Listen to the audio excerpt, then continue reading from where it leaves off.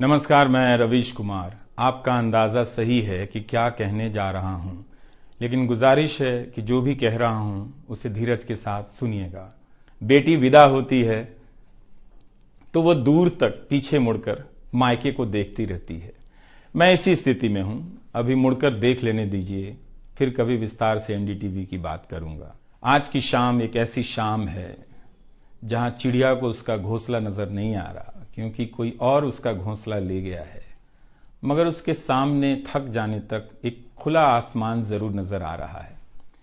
इस बात की सहानुभूति मुझसे ना रखें कि मैं चिट्ठी छांटता था। मैं उनकी तरह नहीं हूं कि अचानक चाय बेचने की बात करने लग गया। उतर रहा हूं जहाज से, बात कर रहा हूं चाय बेचने की।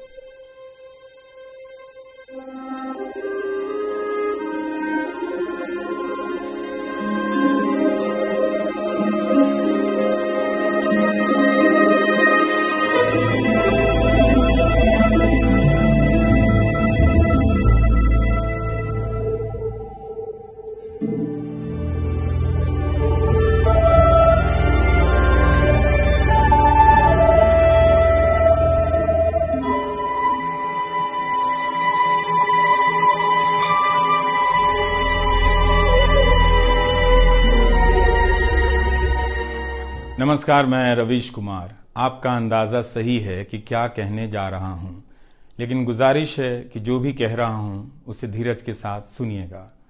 भारत की पत्रकारिता में स्वर्ण युग तो कभी था भी नहीं, लेकिन आज के दौर की तरह भस्म युग भी नहीं था। भस्म युग से मेरा मतलब है जहां इस पेशे की हर अच्छी बात तेज गति से भस्म की जा रही हो। यह दिन भी आना ही था। इस देश में अलग अलग नाम वाले अनेक चैनल हो गए हैं, मगर सब हैं तो गोदी मीडिया ही। उसका परिवेश, उसका इकोसिस्टम, पत्रकारिता का और माहौल सब खत्म कर दिया गया है। मगर पत्रकारिता करने और कराने का दावा भी सब कर रहे हैं। खासकर वो भी कर रहे हैं जो उसी सत्ता का हिस्सा माने जाते हैं, उसी के रूप में देखे जाते हैं, जिसकी ताकत से हर दिन पत्रकारिता इस देश में कुचली जा रही है। जब वो कहे कि वो उच्च स्तरीय पत्रकारिता करना चाहता है, तब ऐसा दावा करने वालों को जरा संदेह की निगाह से देखिए। गोदी मीडिया और सरकार भी पत्रकारिता का अपना मतलब आपके ऊपर थोपना चाहती है। अगर इसका मतलब किसी भी रूप में वही है, तब आप एक बार फिर से झांसे में आने वाले हैं। बेटी विदा होती है तो वो दूर तक पीछे मुड़कर मायके को देखती रहती है। मैं इसी स्थिति में हूं। अभी मुड़कर देख लेने दीजिए, फिर कभी विस्तार से एनडीटीवी की बात करूंगा।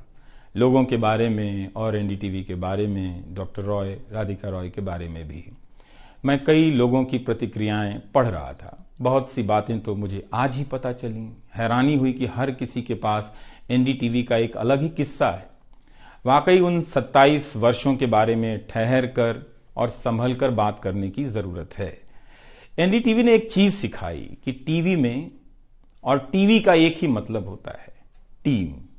एंकरों के स्टार बनाए जाने के बाद यह धारणा टूट गई, मगर आज भी टीवी के बुनियाद में यही है कि जितनी अच्छी टीम होगी उतना अच्छा काम होगा।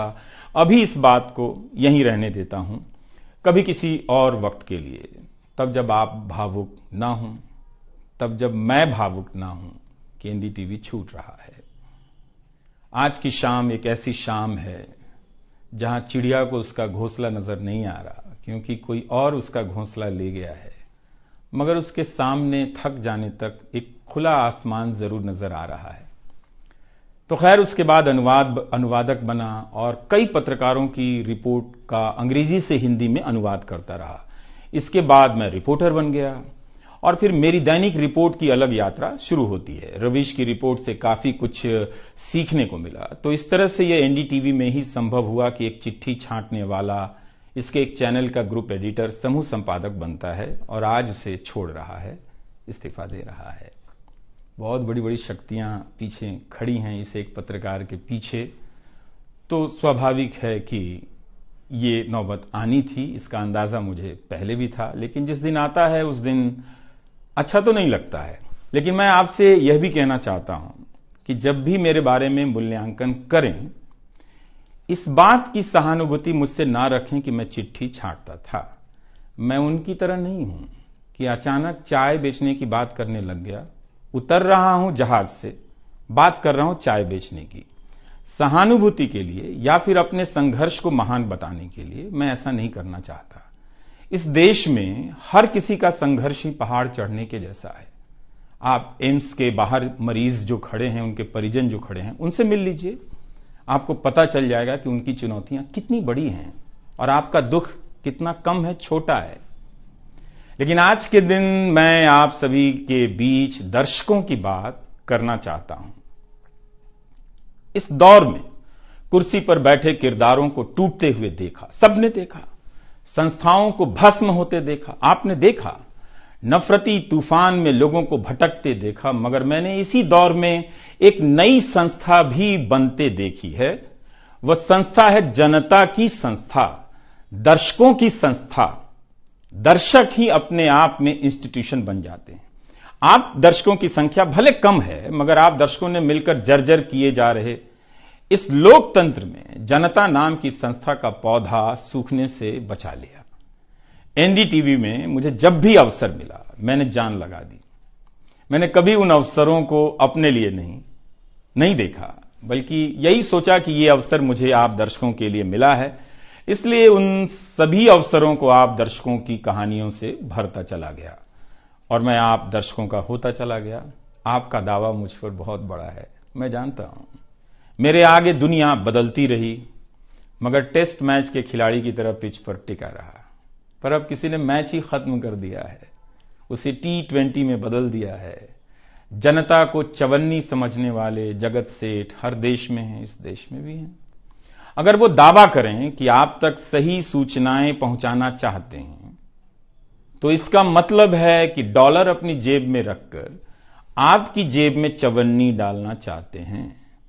पत्रकार एक खबर लिख दे तो जगत सेठ मुकदमा कर देते हैं और फिर सत्संग में आकर प्रवचन भी देते हैं कि वे पत्रकारिता का भला चाहते हैं। कानून की आड़ में अब अधिकार कुचले जा रहे हैं, अभिव्यक्तियों को रौंदा जा रहा है ताकि सारे अवैध काम वैध नजर आए। इस समय मेरे रास्ते निश्चित नहीं हैं, निश्चित हैं तो सिर्फ हौसला है। उसका भी क्या भरोसा, कभी आसमान में होता है, कभी पाताल में।